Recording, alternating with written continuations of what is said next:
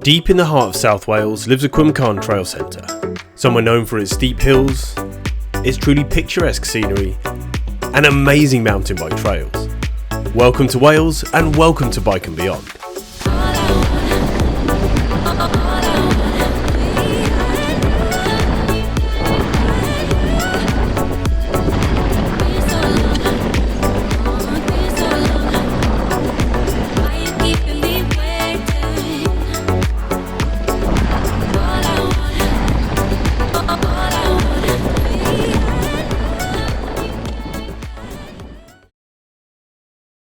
Today's video takes place on the red graded TWRCH trail here in the Quimcon forest. It's a long, challenging trail known for its steep, technical and lengthy climbs, its fun features, and of course its amazing descents. The TWRCH trail starts by the cafe and is a 15.5km route, taking in some very steep climbs and exciting descents. I'm not kidding when I say that it requires a lot of technical uphill riding, so a good level of both fitness and bike skills is definitely required. So I fueled up on coffee, got my bike sorted, and got myself kitted up. So when packing for this trip, I inadvertently have packed 3 right-handed gloves.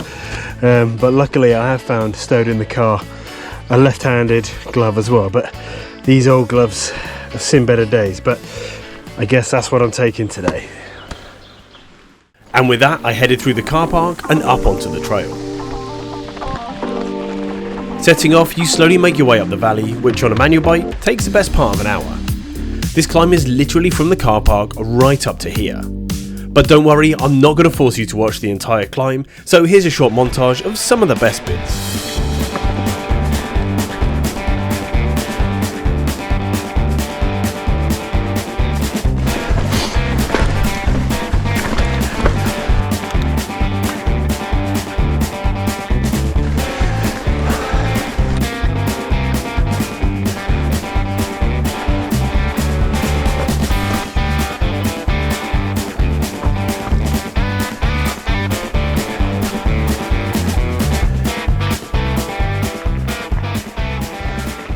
Now, it seems a shame to shorten what in places is a really interesting and challenging climb with some genuinely great natural features. But to fit such a long trail into a short YouTube video, I didn't want to bore you to death with climbing. But all that I will say is that this section before the fire road is a really cool challenge. So what I remember from 4 or 5 years ago whenever I last rode this trail is that this, I think, is the most brutal of the climbs. I guess we're about to find out. That could be because I've been riding uphill for about 45 minutes. Well, it's safe to say that it's probably a combination of both. Great riding and tired legs. It's definitely worth saving some energy for this last long technical uphill because it's great. And I'm sure it'll still be a challenge to you e-bike riders out there too. So there's nothing quite like the sense of victory when you finally make it to the top. Oh yeah. Whew. Okay, so I'm finally in the woods at the tippity top of the hill. The trail's definitely flattened out a lot, so hopefully we start going downhill pretty soon. And no sooner had I said it, we arrived. Okay, so finally made it to the very top of the hill, and I've got a couple of different trail options. Both of them are red and they join up towards the bottom. We've got harder and easier. I wonder which one we're gonna take. The first piece of descending is called Airstream, and as I mentioned, you have a choice of a harder or easier option, both which are graded red, but I've picked the harder of the two options here. On this section you should expect to find lots of berms, rollers and small jumps, all of which are rollable, but there's plenty of fun to be had if you don't want to roll. It was also on this section that I realised just how much my legs were aching from the last hour of riding uphill. This is what I was talking about when I said you need a good level of fitness to enjoy this trail. It's certainly not the steepest descent on the trail, not by a long shot, but it has plenty of features to play on if you're an active rider. If it's flat out descent you're after, you'll see those a little later on in the video. It was quite a pleasant ride bimbling through the flowing woodland with its neatly trimmed lawns either side of the trail, which totally threw me because in front of me, out of nowhere, were 2 massive tabletops. Oh, not enough speed. Yes, which I cased spectacularly. But not to worry, there are a couple more jumps around the corner, so I could at least get some sort of redemption.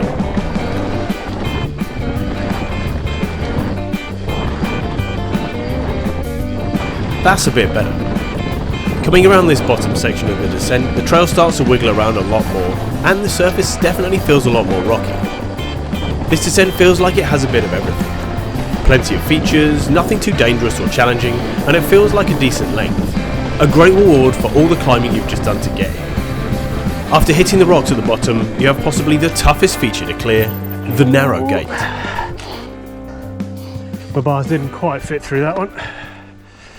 So after you're through this gate, you get another piece of fast descending. This one is practically a straight line, which feels a bit different after you've just ridden such an active and windy trail above. This one also runs right next to this road, which feels a bit unnerving for some reason. But this is a pretty fast and straight run down, with only a few places where you have to concentrate. Well, you should be concentrating all the time, but you know what I mean. Once you reach the end, you're quickly back on the pedals for another short climb, which takes you back up and into the forest again. These next few sections undulate through the woodland, where you get to clock up some more mileage. But these wooded sections are not without their challenges. I love attempting a good skinny feature, but there never seem to be enough of them around the trail centres. Now, I actually rode this a few years back, but the fact that it's now warped and become a bit twisty and janky has only added to the enjoyment. Yeah. But not so good for my camera. Yeah. Yes. So after another little windy pedal through the forest, you make your way up towards another intense downhill section.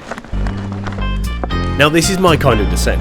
It's a bit rough and rugged with some bumpy terrain and a few extra elements to spice up the trail. It starts slower and windy when you're in the trees, but quickly picks up speed. The terrain can only be described as a bit rugged, but with the speed you fly over all the loose rocks without much trouble. The corners and turns are fun and they use the terrain well.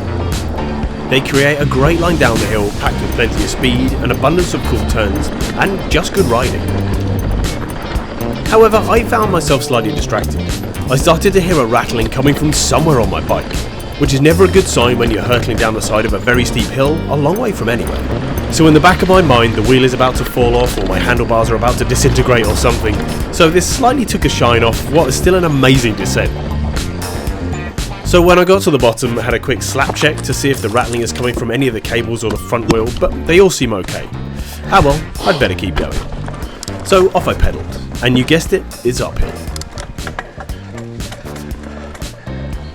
Carrying on around the main trail, you have another short but great descent.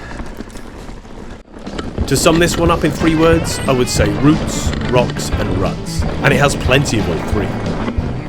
With the loose rock and ruts, it's actually more technical than most of the other trail sections we've ridden up to this point. I would almost go to say that this underrated little section is one of my favourites on the trail.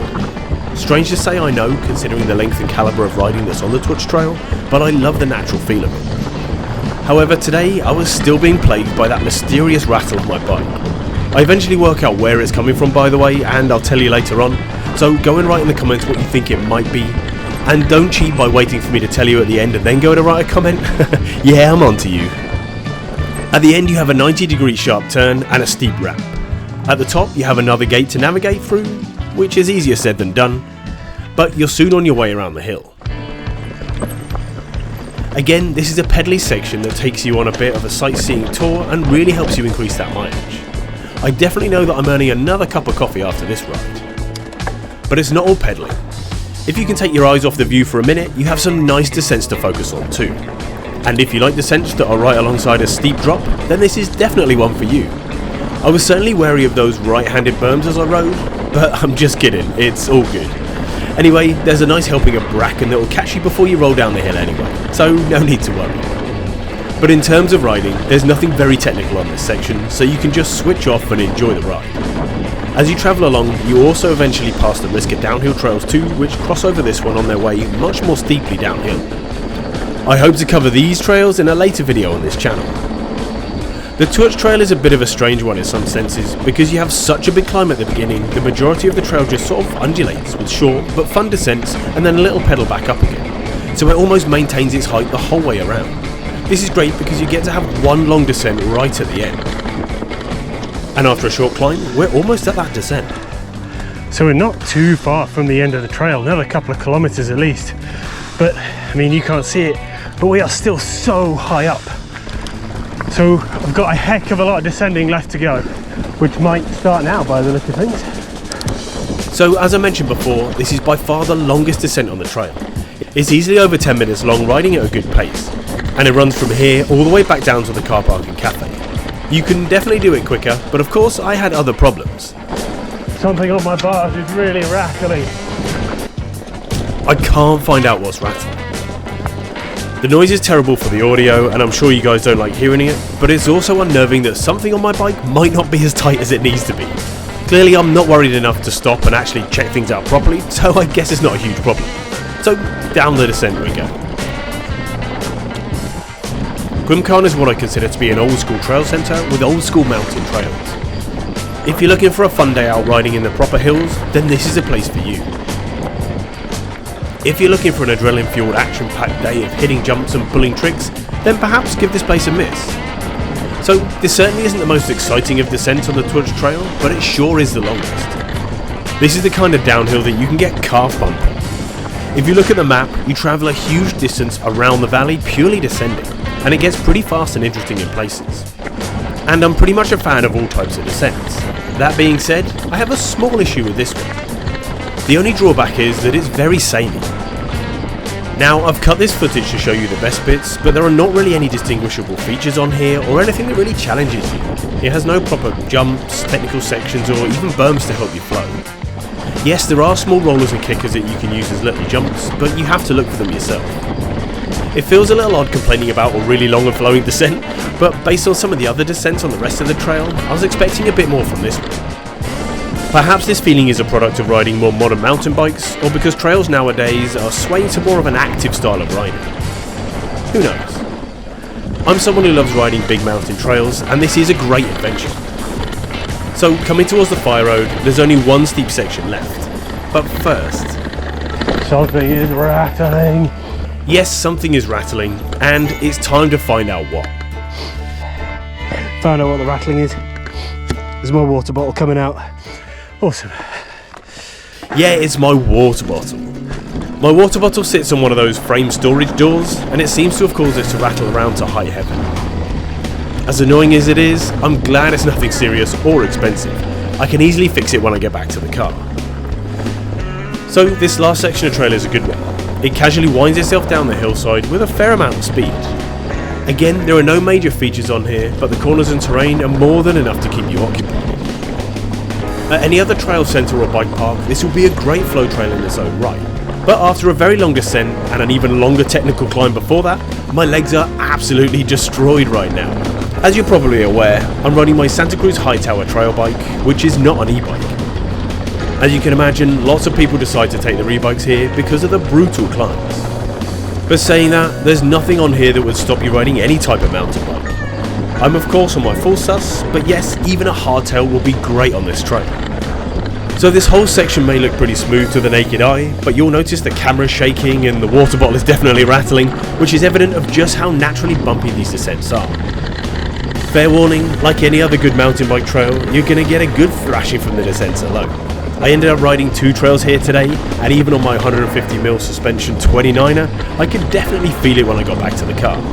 Or perhaps I'm just getting old.